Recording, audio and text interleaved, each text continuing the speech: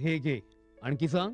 बस. अरे हे काय भाऊ, इतकं कमी रासायनिक खत? शेती सोडली आहेस का? शेती नाही, नादानपणा सोडतोय. मातीचं परीक्षण केलंय.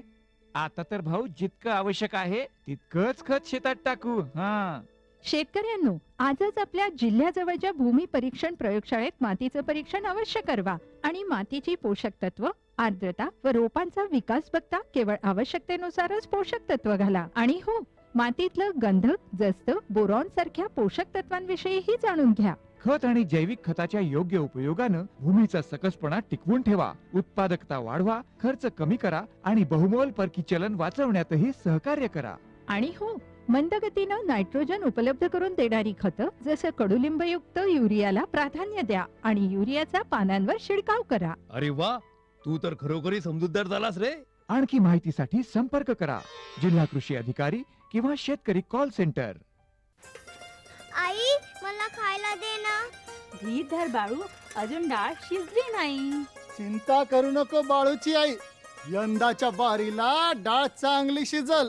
म्हणजे व NFSM द्वारे डाळीचं उत्पादन वाढवण्याची पद्धत करण्यासाठी 1000 भागांची निवड करण्यात आली आहे. आणि त्यामध्ये आपल्या भागाचा बी समावेश आहे. त्यांना आमचा काय फायदा हो? आपल्या 5 एकर शेतासाठी लागणारं खत आणि कीटनाशक याशिवाय मिनी किट बी भेटल.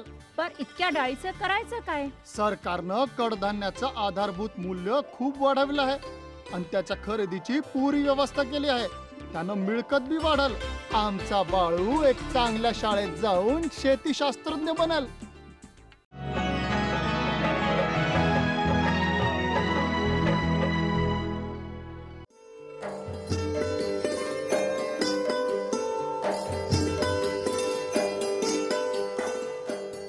काकडी या फळभाजीचं उत्पादन महाराष्ट्रात अनेक ठिकाणी घेतलं जातं. थंड गुणधर्माच्या आणि भरपूर जलतत्व असणाऱ्या काकडीचे अनेक औषधी उपयोगही आहेत.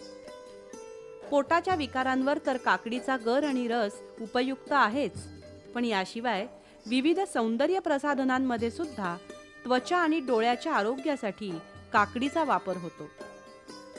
सोलापूर जिल्ह्यात नान्नज येथे शेडनेटचा वापर करून काकडी उत्पादनाचा यशस्वी प्रयोग करण्यात आला.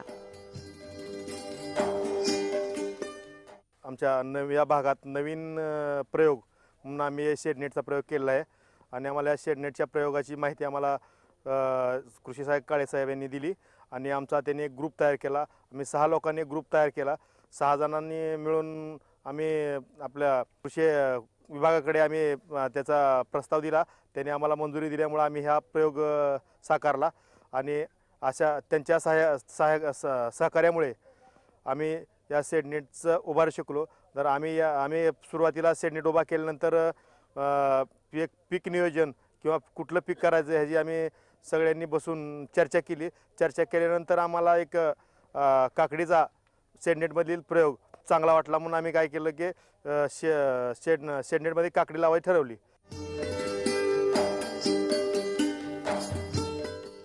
जिल्हा अधीक्षक कृषी अधिकारी यांनी शेतकऱ्यांना वेळोवेळी मार्गदर्शन करून शेडनेटचा वापर करायला प्रवृत्त केलं. काकडीचं नियोजन करत असताना सुरुवातीला आम्ही बियाणं नामदेव माझी कंपनीचं आपलं जिप्सी काकडीचं बियाणं घ्यायचं ठरवलं.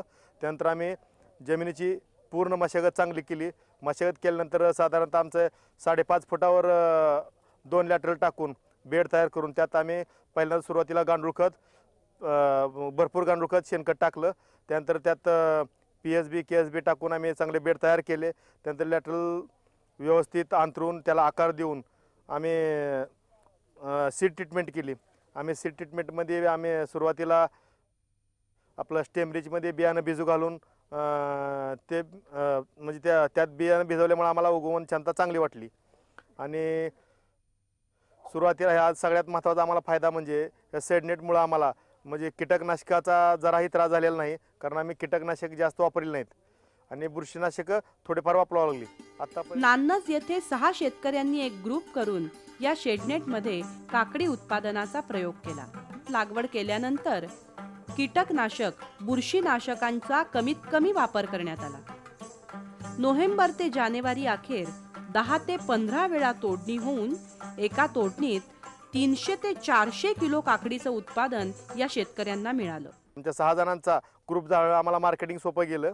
कारण आमचा सगळ्यांचा माल साधारणतः 12 ते 1 वाय माल तयार होतो आणि सगळ्याच्या अगोदर आमची गाडी मार्केटला गेल्यामुळे आम्हाला तिथे सर्वसाधारण 20% रेट आम्हाला जास्तीत जास्त मिळतो. जमिनीची चांगली मशागत, पीक नियोजन, 6 शेतकऱ्यांचा ग्रुप आणि शेडनेटचा वापर या सर्वांमुळे चांगल्या प्रतीच्या भरपूर वाढ असणाऱ्या काकडीचं उत्पादन घेण्यात नान्नज तालुक्यातले शेतकरी यशस्वी झाले.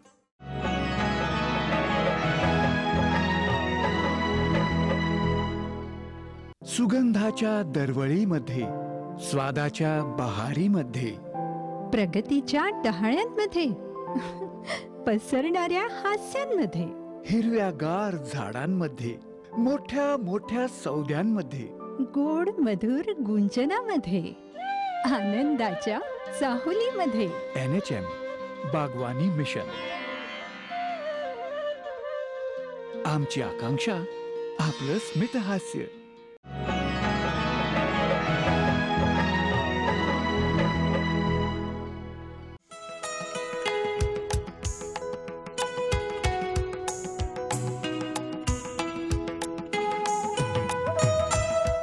आजकाल जीवनासाठी सर्वच बाबतीत सतत वाढत्या गरजा लक्षात घेता आजच्या शेतकऱ्याला केवळ शेती करून भागत नाही.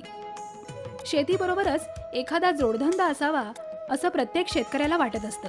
शेळीपालन हा शेतकऱ्यांसाठी असाच एक फायदेशीर जोडधंदा ठरतो आणि शेळीपालनासाठी शासनाकडून अनुदानही मिळू शकतं. हे शेळ्या जिल्हा परिषद पंचायत समिती यांच्यातर्फे 50% सबसिडी आम्हाला मिळाल्या. साधारण 1.25 लाख रुपये गोट्यासहित खर्च झाला. गोट्यासहित साधारण 1 वर्ष आमचे आता ते घेऊन 1 वर्ष सर्वसाधारण झालं. त्यापासून बोकडापासून त्यांच्या उत्पन्नापासून बोकडांचे जवळजवळ 25,000 आम्हाला नफा झाला त्यातनं.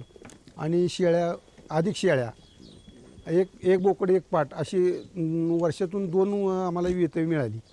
खाण्याला सर्वसाधारण आमच्याकडं शेती असल्यामुळं गवत चारा, घात चारा किंवा मका, कडवळ अशा पद्धतीने आम्ही शेळ्यांना कुट्टी करून घालतो. शेतीला जोड धरणा म्हणून आम्ही ही शेळीपालन आपलंही केले. फायदेशीर त्याच्या ह्या उस्मानाबादी शेळ्याच्या वर्षातून 2 वेत होतात. 2 एका वेताला 2 पिल्लं होते. ती 2 वेतं म्हणले तर 4 पिल्लं झाली. 4 पिल्लापासून सर्वसाधारण 15,000 रुपये एका शेळीपासून उत्पन्न मिळते. साधारण 1 वर्षाकाठी आम्हाला 50,000 ते 60,000 रुपये फायदा होतो याचा. शेळीपालनाचे 2 प्रकार आहेत. एक म्हणजे मुक्त शेळीपालन. या प्रकारात शेळ्यांना चरण्यासाठी दिवसभर माळावर सोडलं जातं. यामध्ये चाऱ्याचा खर्च होत नसला तरी माळावर चरताना शेळ्यांच्या पोटात चुकीचा आहार जाण्याची शक्यता असते. त्यामुळे रोगांची लागण होण्याचाही धोका असतो. शिवाय शेळ्यांना फिरवण्यासाठी पैसा आणि वेळ दोन्ही खर्च होतो. शेळीपालनाची दुसरी पद्धत म्हणजे अर्धबंदिस्त गोठा पद्धत. यामध्ये शेळ्यांना मोकळं वातावरण मिळतं आणि त्यांना योग्य प्रकारे आहारही दिला जाऊ शकतो. शिवाय त्यांना फिरवण्याचा पैसा आणि वेळ दोन्हीही वाचतं. आमच्या इथं पशुवैद्यकीय दवाखान्याचे डॉक्टरांनी आम्हाला या शेळीपालनाबद्दल बरीचशी माहिती दिली. त्यांच्या मार्गदर्शनाखाली आम्ही ZPच्या माध्यमातून पंचायत समिती थ्रू आम्हाला या शेळीपालनाबद्दल भरपूर मार्गदर्शन करून आम्हाला 50% अनुदानातून शेळ्या त्यांनी आम्हाला उपलब्ध करून दिल्या. या शेळ्यांपासून आम्हाला प्रथमतः घरच्या शेळ्यांपासून आम्हाला उत्पादन चांगल्या पद्धतीने मिळत होतं. याचाच अनुभव घेऊन आम्ही ह्यांच्यामार्फत या शेळीपालनाकडे आम्ही वळालेलो. आणि या वळाल्यानंतर आम्हाला याचं खाद्याचं नियोजन, त्यांना रोगराईचं नियोजन, याचं नियोजन सगळं आम्ही डॉक्टरांच्या मार्गदर्शनातून घेत असतो. या शेळ्यांवरती आपण विमे उतरवलेत. त्यामुळे यांचे जरी समजा मर किंवा म्हातारे होऊन मेले तरी आम्हाला ते शासनाकडून किंवा विम्याकडून आम्हाला पैसे मिळतात. त्यामुळे त्यांची पुढची खरेदी नवीन आणण्यासाठी आम्हाला पैशाचे आर्थिक सहाय्य मिळते. शासनाकडून आम्हाला 60% अनुदानात आम्हाला या शेळ्यांची खरेदी करायला त्यांनी सहाय्य केले. त्यामुळे शासनाचा वाटा पण या बाबतीत चांगल्या प्रकारे आहे पशुधनाच्या बाबतीत. मुक्त शेळीपालनामध्ये शेळ्यांना बाहेर फिरवून आणण्यासाठी लेबरचा खर्च होतोय. पण त्याऐवजी आम्ही अर्धबंदिस्त केले.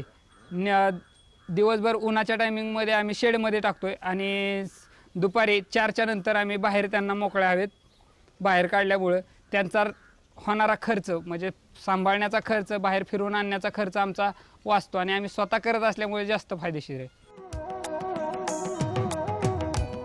शेळ्यांचं आरोग्य चांगलं राखण्यासाठी त्यांचं चारा नियोजन योग्य प्रकारे करावं लागतं.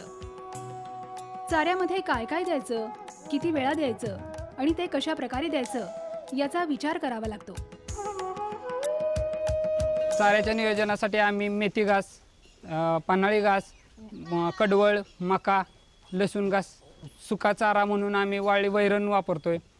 या एका शेळीला सकाळी 1 किलो वाळी वैरण, कडवळ अर्धा किलो, पन्हाळी घास आणि मेथी घास 1 किलो या पद्धतीत आम्ही शेळ्यांना 5 किलो या प्रमाणात सकाळी 5 किलो आणि संध्याकाळी 5 किलो या प्रमाणात खाद्याचे पुरवठा करत असतो एका शेळीला.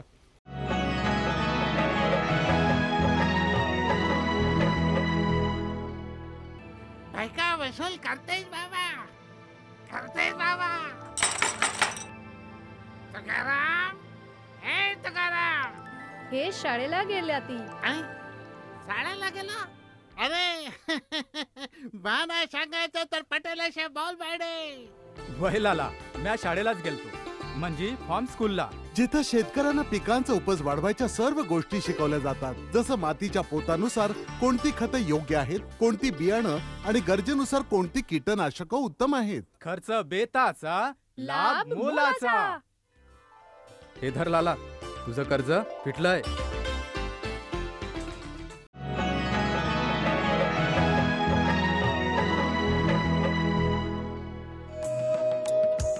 पावसाळ्यात शेळ्यांना रोगांची लागण होण्याची शक्यता असते.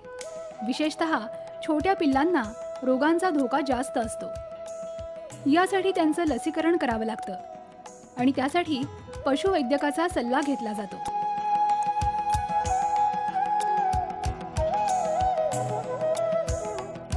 या शेळ्यांना पावसाळ्याच्या दिवसामध्ये मर या रोगाचा प्रादुर्भाव जास्त प्रमाणात येतोय. हे लक्षात थोड्या दिवसात आम्हाला शेळीपालनातून आल्यानंतर आम्ही डॉक्टरांचा सल्ला घेऊन लसीकरण त्यांच्याकडून करून घ्यायला सुरुवात केली. तसेच दुसरा रोग म्हणजे याच्यात जुलाब. लहान व्याल्यानंतर 15 दिवसाच्या अंतराने या लहान पिल्लांना जुलाबाचा त्रास जास्त होत असतो. याच काळात आम्ही व्याल्यानंतर लगेच 6व्या दिवशी लसीकरण सुरुवात करतो. त्यामुळे जुलाबाचा त्रास आम्हाला आता पूर्णपणे पिल्लांना कमी होऊन आम्हाला उत्पादन त्यापासून मर रोग हा कमी प्रमाणात येऊन जुलाब कमी होऊन आम्हाला त्याची उत्पादन क्षमता आम्हाला वाढवता आली.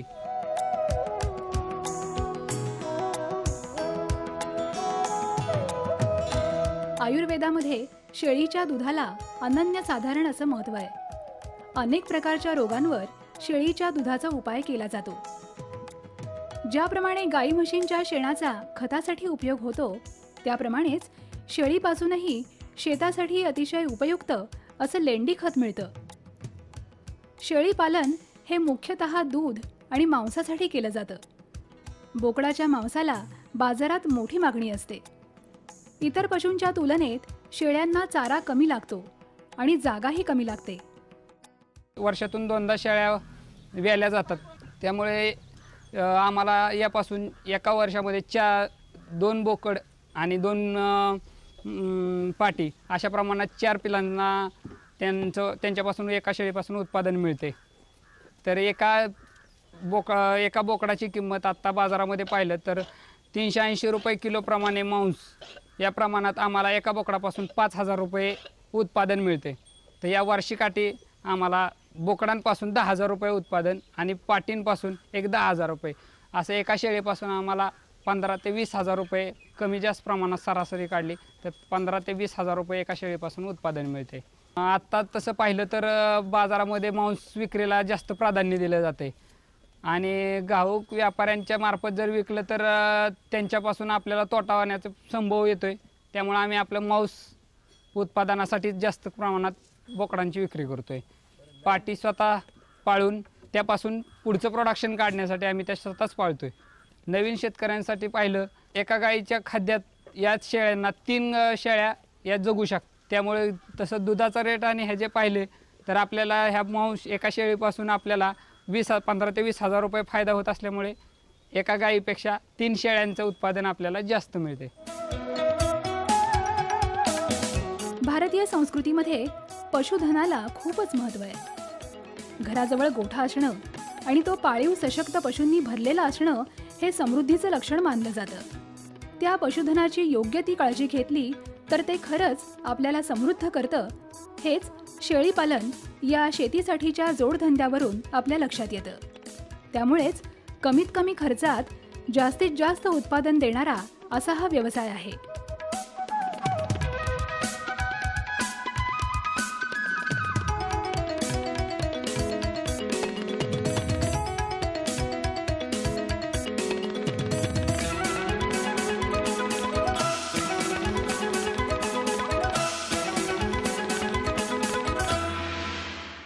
आमचा पत्ता निर्माता कृषी दर्शन, दूरदर्शन केंद्र पुणे. आमचे ईमेल ID असे आहे ddkpunekrshi@hotmail.com आणि ddkpunekrshi@rediffmail.com.